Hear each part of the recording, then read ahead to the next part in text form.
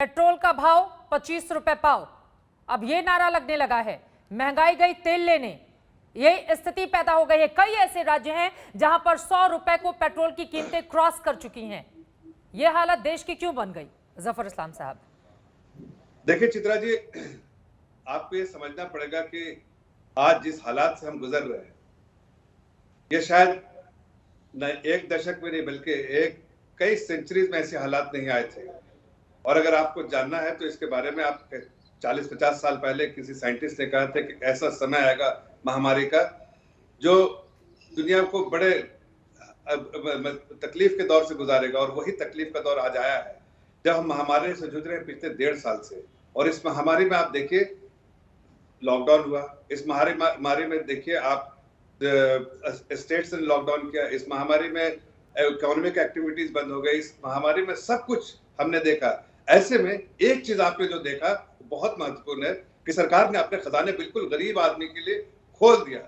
जितना कल्याणकारी योजना कर सकते थे वो हर चीज सरकार कर रही। राशन देने के अलावा पहली बार जो सबसे पहला जो आत्मनिर्भर पैकेज अनाउंस किया वो 1,70,000 करोड़ का, और उसके बाद चल ही रहा है बराबर, चाहे किसान सम्मान निधि के अंतर्गत पैसे डालना या महिलाओं को पैसे डालना, अकाउंट में पैसे डालना या और किसी तरह से भी लोगों के राहत पहुंचाने का, फ्री राशन देने का काम अभी भी आगे बढ़ा है। गौरव वल्लभ जी, ये बात तो सच है ना कि 100 सालों के बाद इस तरह की महामारी आई है। अगर गरीबों तक अनाज पहुंचाना है, तमाम सुविधाएं पहुंचानी, और अब तो 75% जो कोरोना वैक्सीन है उसको भी फ्री में देना है, तो सरकार पैसे कहां से ले आएगी? जो बातें सैयद जफर इस्लाम साहब ने कही उस पर भी आपकी टिप्पणी। और महामारी का ये दौर है तो यकीनन अब कहीं से तो पैसे इकट्ठा करना पड़ेगा, और वही सरकार कर रही है जिस तरह के तर्क दिए जा रहे हैं।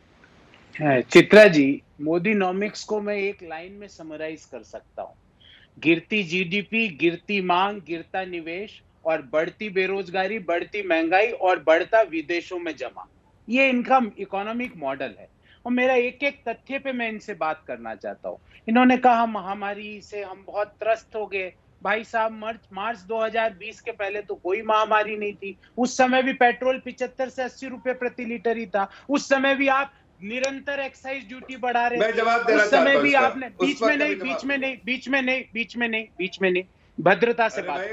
मैं ये ठीक है, आराम से ठीक है, अपनी बात पूरी कर लीजिए। मैं आऊंगी जफर साहब, मैं आऊंगी, एक बार उनकी बात पूरी हो जाए। ठीक है, मैं कोई टोक नहीं रहा प्रोफेसर। फिर मैंने इनको बोला कि भाई कोरोना महामारी के पूर्व क्यों पेट्रोल डीजल के दाम कम नहीं थे?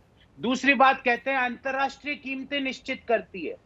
चित्रा जी, मैं आपको एक डेटा देता हूं। जब 26 फरवरी 2021 को 5 राज्यों के चुनाव घोषित हुए, उस दिन पेट्रोल अंतरराष्ट्रीय बाजार में कच्चे तेल की कीमत थी 3,979 रुपये प्रति बैरल, जो 2 मई को हो गई 4,699 रुपये प्रति बैरल। अर्थात चुनाव के दौरान कच्चे तेल की कीमतें बढ़ी 720 रुपये प्रति बैरल। पर चुनाव के दौरान चित्रा जी, तेल और पेट्रोल और डीजल की कीमतें बढ़ी नहीं, घट गई। ये डायनेमिक वाला जो इनका जो आर्ग्यूमेंट है ना, वो टेनेबल नहीं है। दूसरा, पिछली साल कच्चे तेल की कीमत हो गई थी अंतरराष्ट्रीय बाजार में $30 प्रति बैरल। क्या आपको, मुझे, आम हिंदुस्तानी को लाभ मिला? नहीं मिला।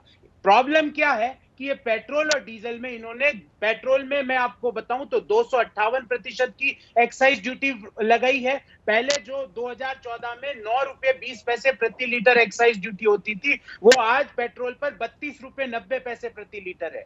डीजल पर जो एक्साइज ड्यूटी 2014 के दौरान वो आज 31। गौरव वल्लभ जी, वो बोल तो रहे हैं ना कोरोना का संकट काल है, पैसे कहां से आएंगे लोगों को राहत पहुंचाने के लिए? मैंने तो इनसे पूछा चित्रा जी, मैंने 2 बातें बोली। बांग्लादेश में कोरोना नहीं है क्या? चीन में कोरोना नहीं है क्या? वियतनाम में कोरोना नहीं है क्या? यूएस में नहीं है क्या? यूके में नहीं है क्या?